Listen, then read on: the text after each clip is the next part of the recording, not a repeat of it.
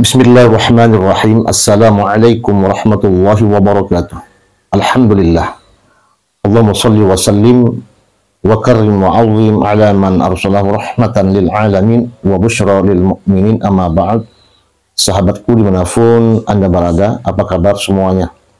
Semoga sahabatku dimanapun Anda berada selalu dalam keadaan sehat walafiat dan tetap semangat untuk menjalin persatuan dan kesatuan umat. Langsung saja sahabatku, kita bersama-sama untuk menonton video ini sampai selesai, yang mana diskusi tentang lafaz Allah Subhanahu wa Ta'ala yang sekarang dibincang-bincangkan kembali, dibahas kembali bagaimana keseruannya tentang lafaz Allah. Yuk tonton videonya sampai selesai, semoga videonya bermanfaat. Bismillahirrahmanirrahim. Assalamualaikum warahmatullahi wabarakatuh. Waalaikumsalam warahmatullahi wabarakatuh. Alhamdulillah, wassalatu wassalamu ala rasulillah Sayyidina Muhammad ibn Abdillah wa ala alihi wa sahbihi wa man wala, amma ba'd.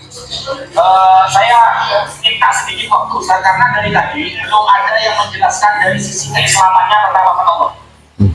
Jadi itu kita orang Islam, ya, maka seharusnya saling melengkapi, ya, saling melengkapi. Makanya tadi saya sangat apresiasi kepada apa yang disampaikan oleh Bunda Etika.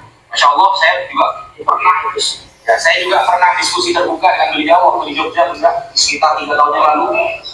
Kepada Ustaz Kainama yang kalau nanya seperti saya punya hutang kalau kenal, Masya Allah. Beliau, saya merasa kalah dengan beliau karena beliau sangat semangat belajar Islam. Saya kalah. Ustaz Nababan yang sudah lama saya lihat di YouTube, Masya Allah. Ustaz Fadlan saya baru kenal sekarang. Semoga semakin terang silaturahmi selanjutnya. Itu ini Ustaz. Lafaz Allah ini termasuk lafaz yang krusial, yang memang pembahasannya itu ternyata ratusan tahun yang lalu sudah pernah dibukukan oleh para ulama. Kita membahas tentang lafaz Allah ini bukan baru saja terjadi, tapi para ulama kita sudah banyak karya untuk membantah hal tersebut. Berarti kita ini sebenarnya sedang meneruskan. Jangan dikira para ulama kita gak ada yang kristologi. Imam Al-Ghazali punya kitab Ar-Raddul Jamil ila Hiyyati Isa bi Sahih Injil, sudah disebutkan tadi. Dan semua para ulama atau yang sering berdiskusi dengan orang Nasrani namanya Imam Fakhruddin Razi. Dari beberapa kitab para ulama itu hampir semuanya saya sudah hafal. Saya sudah hafal. Makanya apa yang ditanyakan oleh mereka para penghujat Islam, narasi dan apa yang mereka inginkan itu sudah ketahuan duluan. Kenapa? Ternyata ratusan tahun yang lalu para ulama kita sudah menjawab persis seperti yang disampaikan pada ini Garuda. Jadi kita ini sebenarnya hanya meneruskan dakwah para ulama. Ada bagian masing-masing. Bagaimana kemudian kita akan mencerdaskan orang yang akan berdakwah tanpa ilmu. Ngomong kalau gak ada ilmu, maka apa kata para ulama? Li ayyasroto khairun min ayyakuna mu'liman. Mending mencuri daripada belajar agama. Kenapa? Faktanya banyak orang yang tersesat gara-gara pendakwah ini sebelum dia berdakwah satu tentang Allah. Ini yang perlu kita, ini menjadi framing para penghujatnya. Lafaz Allah ini mau tidak mau kita harus sepakat para ulama berbeda pendapat. Ada ulama yang mengatakan kata Allah adalah isim mustaq.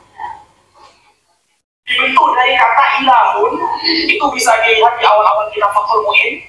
Kalau kitab yang terbelian atau Talibin di awal-awal, halaman awal-awal itu, bahwa dijelaskan wallahu alamun lidzat al-wajibul wujud. Allah itu adalah sebuah nama yang wajib keberadaannya, wa asluhu ilahun, awalnya dari lafaz ilah. Nah, bahwa ismu jinsin, ilahun adalah sebuah nama jenis. Likulli ma'budin, setiap sesuatu yang berhak disembah maka bisa disebut ilahun. Setiap apapun, dewa, berhala, apapun, maka bisa disebut ilahun.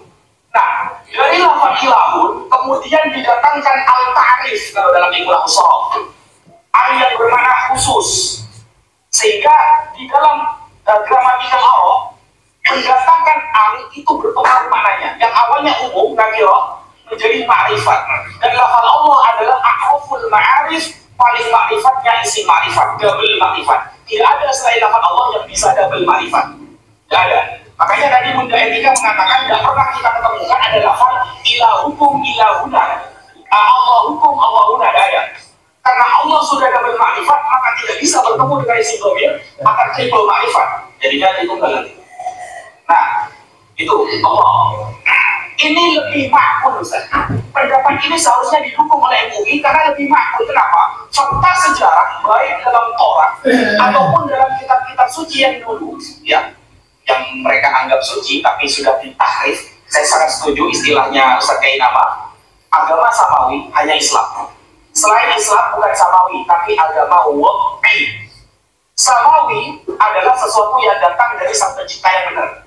Kalau ad-dinul wahyi, ya, agama yang dibuat-buat oleh pelakunya atau oknumnya sendiri, itu namanya agama wahyi, dan itu sudah dijelaskan oleh para ulama yang disampaikan oleh Ustaz Kiai Nama. Nah, sehingga kalau kita nanti berpendapat Allah ini adalah isim jamil, memang pendapatnya ada. Ini saya kutip di dalam kitab Hawashi Syarwani. Hawashi Syarwani ini hasyah dari Tuhfatul Muhtaj adalah Syarwani bin Hajj. Nah, di dalam kitab Hawashi Syarwani, beliau ternyata lebih cenderung kepada kata Allah itu adalah isim jamil, tidak bentuk dari kata lain, dan tidak dibentuk dari kata lain. Dan ini didukung oleh Imam Ibnu Qayyim al-Jauziyah, muridnya Imam Ibnu Taimiyah, dan beliau juga menulis kitab tentang perdiskusian beliau dengan para pendeta. Nah, beliau berpendapat isim jamil.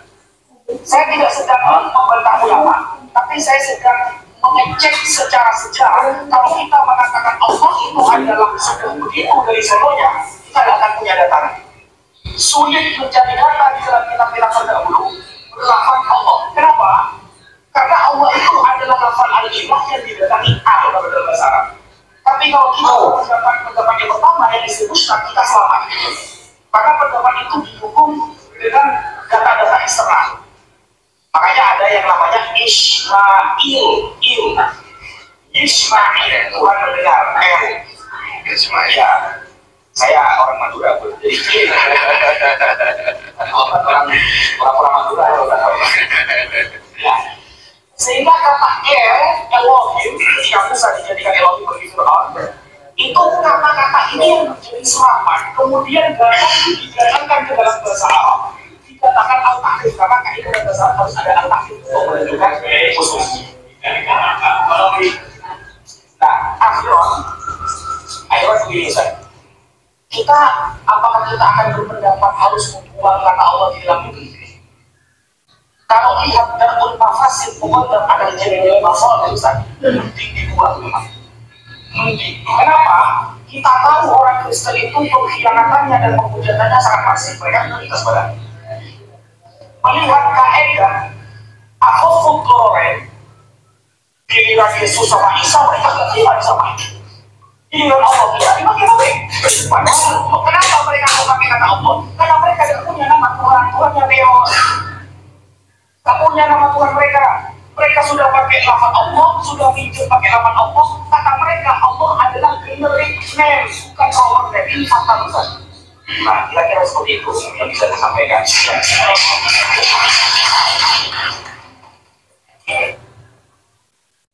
Masya Allah, tabarakallah. Nah, demikianlah sahabatku semua pembahasan tentang lafaz Allah. Bagaimana menurut kalian semua? Akan bijak Anda di kolom komentar. Dan saya mohon maaf jika terdapat hal yang kurang berkenan. Jika kalian suka dengan video ini, maka di like, comment, share, and subscribe. Dan jika tidak suka, abaikan saya. Saya akhiri, ma'assalam fi amanillah, assalamualaikum warahmatullahi wabarakatuh. Sampai jumpa.